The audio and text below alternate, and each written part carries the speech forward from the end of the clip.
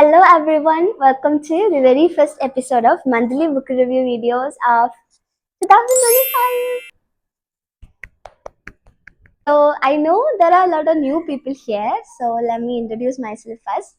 I am Sana Nasir, I'm 19 years old and I'm currently pursuing my degree in political science from University College here in Trivandrum in the Kerala University. And I love to read. So last year I started this YouTube channel for fun to share about my books, my life and all. And I think I last posted on August or October. That's when I last posted my monthly book review videos and then I disappeared. So this is my very first video after a very long time and I hope you enjoy this. And this video is special because it's a new start. I'm starting from January. So I hope I stick till the end, till December. So yeah, I hope you enjoy this video. So let's get into it. As you can see, I have read 5 books this month plus one audiobook. So total is 6 books. So let's start with the very first book, which is the Lion Woman of Tehran by Marjan Kamali. So before I start, I want to say thank you to Shehnaz Tata. So I've met a fellow reader here in Trivandrum. So she gave me these books to read. I wanted to read these for a very long time, but then I recently met her and she gave me lots of books to read. I think most of books here are given to me by her, and I'm so grateful to have somebody like that. So thank you, Shehnaz Tata. Lion Woman of Tehran and The Stationery Shop of Tehran is both of them are written by Marjan Kamali, and both of them are like a twin novel. Both of these novels are set in Iran, a place called Tehran in Iran, and both of them talks about how the political situations in Iran have affected the people's life. And in this book, it talks about friendship, and in this book, it's talk about love. So, The Lion Woman of Tehran is about two best friends called Homa and Illy. So, these two girls are from different sections of the society and they became from friends from a very young age. But then some things happened and they get apart. And then later in life, they reunite again.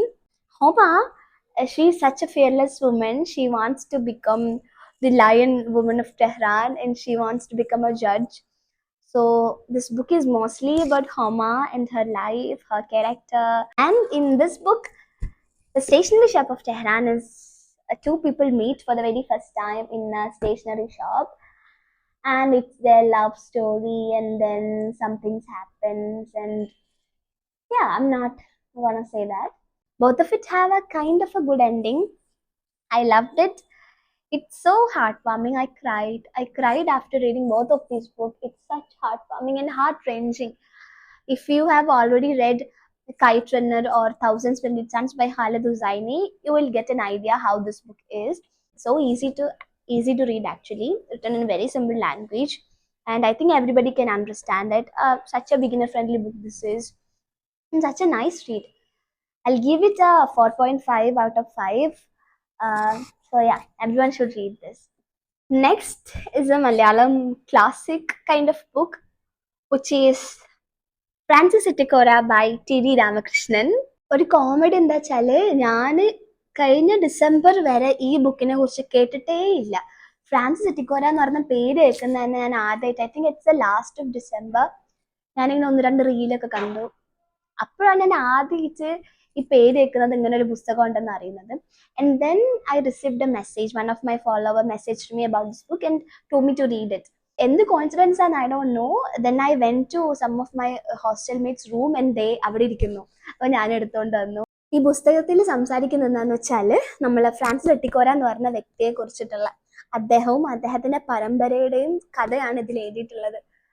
ഒരു കാര്യം എന്ന് പറഞ്ഞാൽ ഈ കഥ നടക്കുന്നത്, ഇതിൽ കൂടുതലായിട്ട് സംസാരിക്കുന്നത് എൻ്റെ നാടായിട്ടുള്ള പൊന്നാനി കുന്നംകുളത്താണ് ഇവരുടെ ഒരു തറവാട് തന്നെ ഉള്ളത്.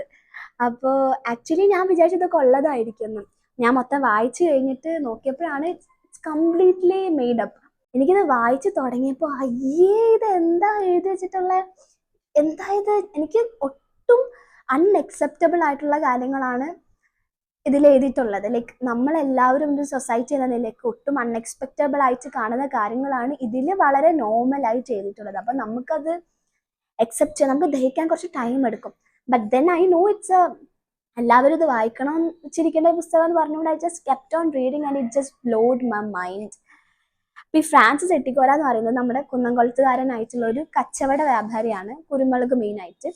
അദ്ദേഹം വാസ്കോഡഗാമൊക്കെ കേരളത്തിൽ വരുന്നതിന് എത്രയോ മുമ്പ് അങ്ങോട്ട് കടൽ കടന്ന് അങ്ങോട്ട് ചെന്ന് വെനീസിലും ഫ്ലോറൻസിലും ഒക്കെ പോയി കച്ചവടം ചെയ്ത് അവിടുത്തെ രാജാക്കന്മാരുമായിട്ടും ഭയങ്കര വലിയ ലോകത്തെമ്പാട് അത്രയും പിടിപാടുള്ള ലോകത്തിന്റെ പല ഭാഗങ്ങളിലും ഐ തിങ്ക് 79 മക്കൾ എന്തോ ഉണ്ട്.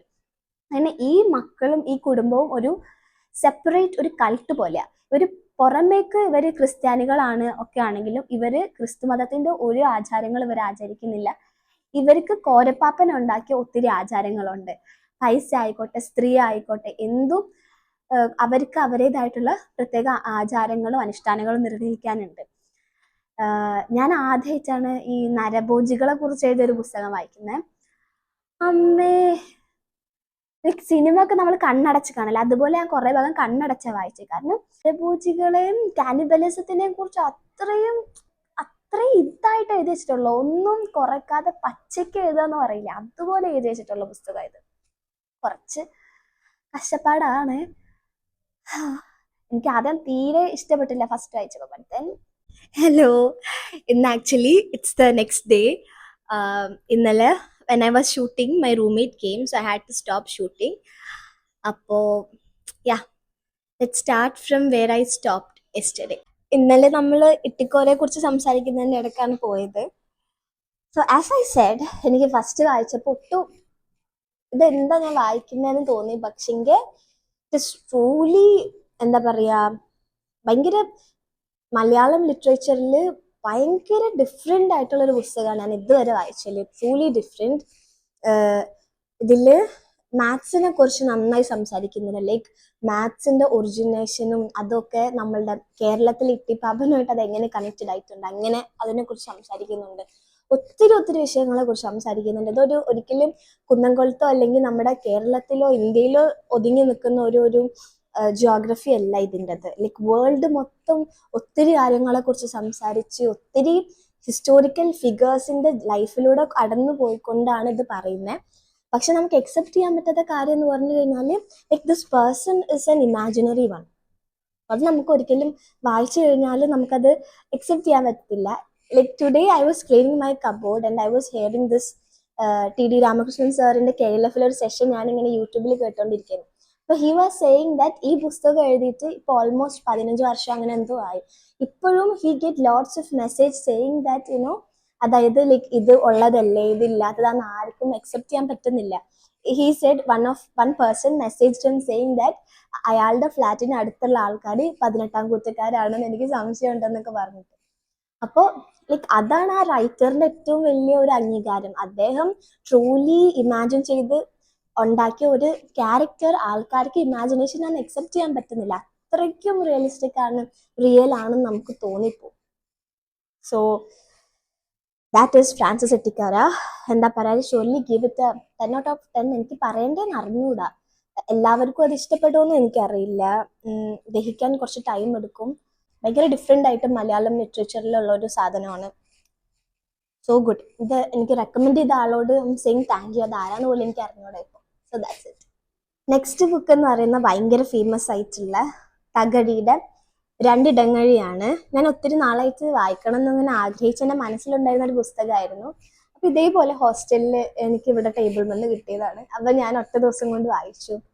എന്താ പറയാ, വളരെ നല്ലൊരു പുസ്തകം കേട്ടോ. ഇതിലെ കഥ എന്ന് പറയുന്നത് കോരനും ചിരിതയും എന്ന് പറയുന്ന 2 വ്യക്തികളുടെ, അവര് ഒരു പറയനും പുലയനും ആയിട്ടുള്ള കർഷകരാണ് അവര്.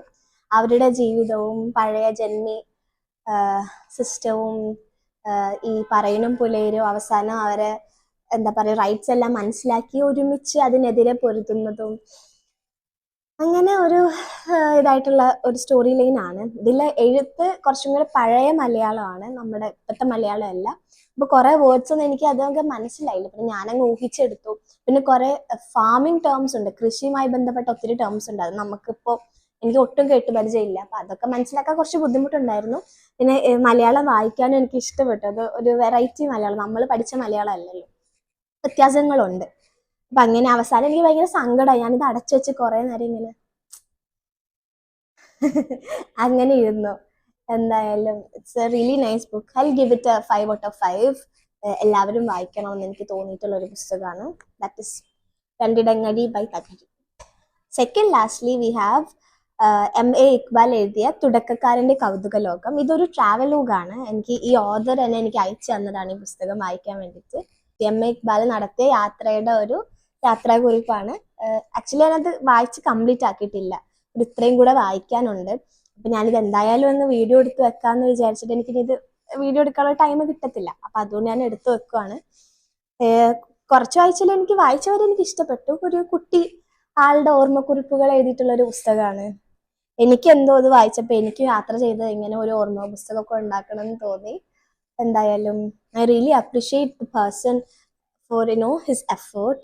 ലക്നൗ യാത്ര വരെ ഞാനിപ്പോൾ എത്തിയിട്ടുള്ളൂ. അപ്പോൾ അതുവരെ എനിക്ക് ഇഷ്ടപ്പെട്ടു. നിങ്ങൾക്ക് ഇങ്ങനെ യാത്രാകുറിപ്പുകളൊക്കെ വായിക്കാൻ ഇഷ്ടമാണെങ്കിൽ I will definitely recommend reading this. ഒരു കുട്ടി ബുക്കാണ്. ആൻഡ് ഫൈനലി ഞാൻ ഈ മന്ത് സ്പോട്ടിഫൈയിൽ നമുക്ക് ഓഡിയോ ബുക്സ് കിട്ടും, ഫ്രീ ആയിട്ട് ഓഡിയോ ബുക്സ് കിട്ടും. അപ്പം ഞാനിങ്ങനെ ചുമ്മാ വെറുതെ ജിമ്മിലൊക്കെ നടന്നാ പോവാറുള്ളത്. അപ്പോൾ അങ്ങനെ പോകുന്ന സമയത്ത് ഞാൻ കേട്ടു തുടങ്ങിയതാണ് മലയാളത്തിലെ തന്നെ ആദ്യത്തെ ലക്ഷണമൊത്ത നോവൽ നമ്മൾ പറയുന്ന ഇന്ദുലേഖ. നടക്കുന്ന സമയത്തൊക്കെ ഞാൻ ഇങ്ങനെ കേട്ട് ഇറ്റ്സ് ഓൾമോസ്റ്റ് ഒരു 9 മണിക്കൂറോ അങ്ങനെ 6 മണിക്കൂറോ അങ്ങനെ എന്തോ ഉണ്ട് അത് മൊത്തം കേട്ട് തീർത്തു. ആൻഡ് അത് വായിച്ച കൂട്ടത്തിൽ പെടുത്താൻ പറ്റുമെന്ന് എനിക്ക് അറിഞ്ഞൂടെ. എന്തായാലും ഞാൻ കേട്ടതാണല്ലോ, അപ്പൊ അതും കൂടി ഞാൻ അതിൽ പറയാണ്. മലയാളത്തിലെ തന്നെ ആദ്യത്തെ ഒരു നോവലാണ്. അപ്പൊ നിങ്ങൾക്ക് അറിയാം ആ ഒരു കാലവും നമ്മളിന്ന് നിൽക്കുന്ന കാലവും തമ്മിൽ എത്രയോ വ്യത്യാസങ്ങളുണ്ട്. ഞാൻ ആക്ച്വലി ബ്രിട്ടീഷുകാരെ കുറിച്ച് സപ്പോർട്ടീവ് ആയിട്ട് എഴുതിയ ഞാൻ കേട്ടിട്ടുള്ള ആകെ ഒരു പുസ്തകം അതാണ്. അതിലെ ലാസ്റ്റില് മാധവൻ ബ്രിട്ടീഷുകാരെ കുറിച്ച് വളരെ നല്ല രീതിയിൽ സംസാരിക്കുന്നു. ഞാൻ അതൊക്കെ കേട്ടിട്ട് it's a different perspective, right? നമ്മളെല്ലാവരും ബ്രിട്ടീഷുകാരെ കുറിച്ച് മോശപ്പെട്ടിട്ടാണല്ലോ സംസാരിക്കാറുള്ളത്.